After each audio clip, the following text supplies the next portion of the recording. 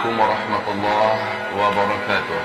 Ibarat Rasulullah bersabda sallallahu alaihi wasallam, aku tidak pernah menyaksikan ada suatu pemandangan yang lebih mengerikan, yang lebih dahsyat, lebih berat dibandingkan dengan pemandangan alam kubur. Di dalam hadis yang sangat panjang di Sahih Muslim, Rasulullah SAW bercerita bagaimana pengalamannya dibawa oleh malaikat Jibril dan malaikat Malik mengarungi atau melintasi wilayah kehidupan alam dunia, tembus menuju ke alam barzakh. Rasulullah melihat pemandangan-pemandangan. Makanya kata beliau dalam hadis pertama tadi, aku belum pernah menyaksikan ada pemandangan yang lebih mengerikan, yang lebih menakutkan, melebihi pemandangan alam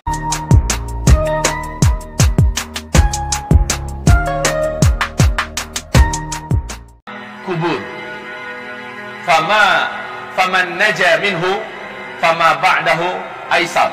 Siapa yang selamat di alam kubur, kehidupan setelahnya baginya adalah ringan dan mudah. Faman lam yanju minhu fama ba'dahu asyad. Siapa yang di alam kuburnya ternyata dia banyak masalah, siapa yang di alam kuburnya dia ternyata banyak mengalami tekanan, siksaan apalagi, maka kehidupan setelah itu asyad, adalah lebih dahsyat baginya, lebih berat untuknya. Wal tanzur nafsun ma qaddamat lighad. Hendaknya setiap jiwa merenung kembali perjalanan dalam kehidupan ini, untuk dia bisa menilai dirinya akan diperlakukan seperti apa kelak di seberang kematiannya. Kehidupan ini adalah kehidupan yang singkat, wahai hamba-hamba Allah. Kehidupan yang singkat. Kenapa demikian? Urut-urutannya, kata Rasulullah SAW, kehidupan di alam rahim sempit dan waktunya cuma 9 bulan. Ketika orang itu lahir, dia berpindah kehidupan yang lebih lapang sedikit. Betul tidak? Dunia ini yang terbentang, yang bisa kita pergi ke timur, ke barat dengan pesawat segala macamnya, dan umurnya juga lebih lapang sedikit, yaitu bisa 60 tahun, bisa 63 tahun, paling banter hanya 80-90 tahun dan begitu, kurang lebih. Sedikit sekali yang lewat dari 100 tahun. Lalu setelah itu dia mati. Kehidupan yang dia hadapi setelah kematian itu jauh lebih panjang, dan ke alamnya jauh lebih luas dan lapang. Makin kesini makin mengembang. Nanti setelah tiupan sangkakala yang kedua, ya, setelah kiamat terjadi, di tiupan sangkakala pertama, kemudian manusia, jin, seluruh binatang, langit dan bumi sirna. Kullu man 'alaiha fan wa yabqa wajhu rabbika dzul jalali wal ikram. Seluruh yang ada yang pernah Allah ciptakan di tiupan sangkakala pertama akan menjadi sirna seluruhnya. Kemudian pas tiupan yang kedua, manusia dihidupkan kembali. Nah, itulah kehidupan yang tidak ada lagi batasnya. Kehidupan yang tidak ada lagi kematian. Ternyata, wahai Bapak Ibu, saudara-saudari yang kami muliakan, kematian adalah ciptaan Allah.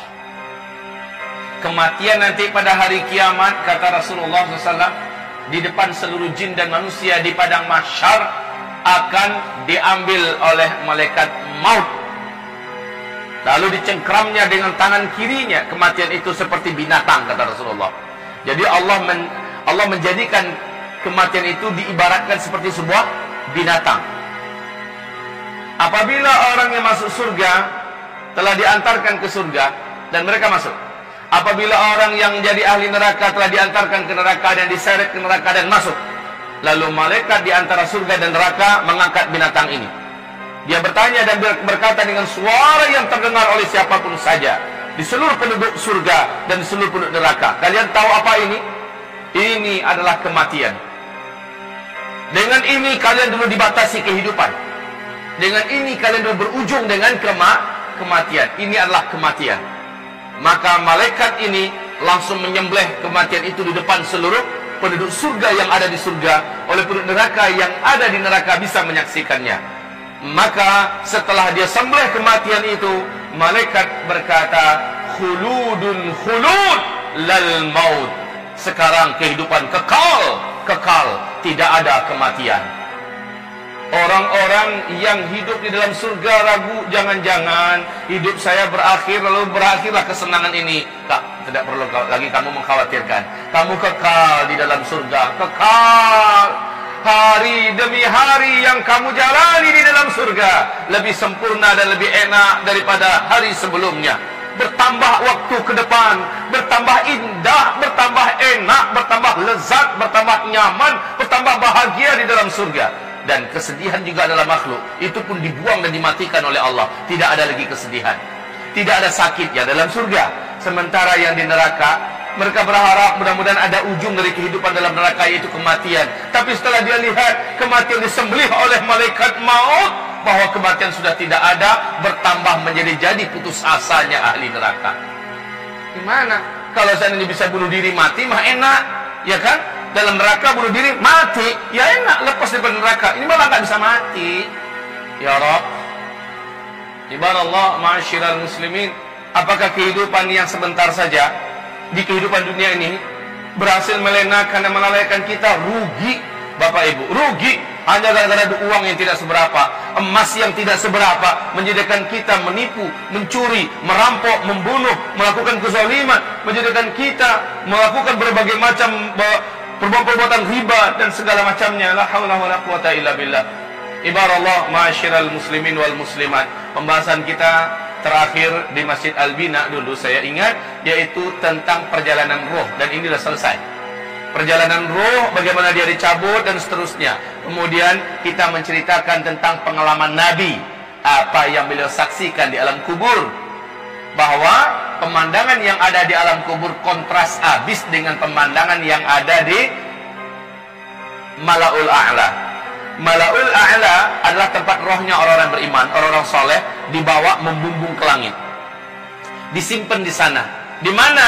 Di salah satu di antara taman-taman surga. Sehingga Rasulullah bersabda, sesungguhnya kuburan itu untuk orang beriman adalah raudhah min riyadil jannah.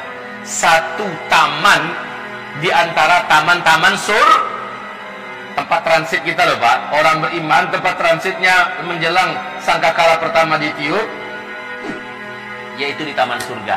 Belum masuk, baru sebatas tamannya doang, ya, belum masuk lagi ke surga, karena masuk surganya ntar habis tiupan yang kedua, ya, kita dibangkitkan, urusan padang mahsyar selesai, kemudian kita digiring menuju ke titian. Apabila selamat di titian, kita nyampe di seberang, dibukakan pintu-pintu surga, masuk, baru setelah itu halal bagi kita masuk surga. Menjelang kiamat, yang terjadi bukannya masuk surga dulu, tetapi diletakkan di wilayah transit, yaitu salah satu taman di antara taman-taman surga. Di dunia ini untuk dapat ke taman yang sangat indah, karcis dan ongkos masuk saja mahal, dan kita akan selfie-selfiean di sana, foto-foto, ya, menghabiskan waktu. Sementara di sana sambil nunggu kiamat, subhanallah, angin surga, rumput surga, batang-batang surga, tumbuhan surga yang sifatnya taman-taman surga, mala ainun ra'at, mata nggak pernah menyaksikan ada yang seindah itu di dunia. Wala udhun sami'at, telinga juga nggak pernah dengar. Dalam sejarah kisah khairan dongeng pun nggak akan sampai. Wala khatara ala qalbin bashar. Sampai kapan? Sampai menunggu sangkakala pertama ditiup. Jadi tempat transitnya, siapa yang paling tinggi posisinya di alam kubur atau alam barzakh, di a'la, di Malaul A'la itu. Jadi ada levelnya. Malaul A'la, ya, ini adalah tempatnya orang-orang yang ditinggikan oleh Allah. Yang tertinggi adalah Al-A'la Illiyin. A'la Illiyin. Ini yang paling tinggi dari seluruh yang tinggi-tinggi. Saya rasa, saya yakin Bapak Ibu semua sepakat dengan saya. Nggak perlulah harus di A'la Illiyin. Pokoknya di Malaul A'la aja udah nyaman dah. Bener nggak? Amin ya Rabb. Amin ya Rabb. Semoga nanti kita bisa ketemu di sana. Ya Allah ya Rabb, ya Rabb. Dan mereka yang di sana itu Bapak Ibu tahu, persis di kehidupan dunia ini bisa saling bual-bual. Kalau bahasa orang Malaysia, berbual-bual, ngobrol-ngobrol, cerita-cerita. Bu, Ibu dulu tinggal di mana di dunia? Oh, saya di sudutnya Sunda, sudut sana. Ya, Pak, Bapak tinggal dulu di mana? Saat itu Bapak Ibu yang kami muliakan, halal bagi kita untuk berbicara tentang masa lalu di kehidupan dunia. Tetapi yang nggak nyampe di sana ditanyain, Kamu kan si Fulana yang tetangga saya di rumah saya. Iya, betul. Kamu kan udah meninggalnya kapan? 2 minggu yang lalu. Masya Allah, kok saya nggak tahu ya? Kamu aja yang sibuk. Terus, anak-anak saya gimana? Pas kamu tinggalin. Loh, nggak ketemu sama kamu? Enggak. Anak kamu udah meninggal duluan sebelum saya, 3 bulan yang lalu. Dalam tragedi kecelakaan. Lalu dicari database-nya. Gitu loh kita nanti di Malaul A'la, cari database-nya. Kok anak saya nggak ada, di mana posisinya? Maka tahulah orang tua atau kita yang sudah meninggal dan letaknya di tempat yang mulia itu, anak kita bukan situ tempatnya, tapi di mana? Asfalas saf.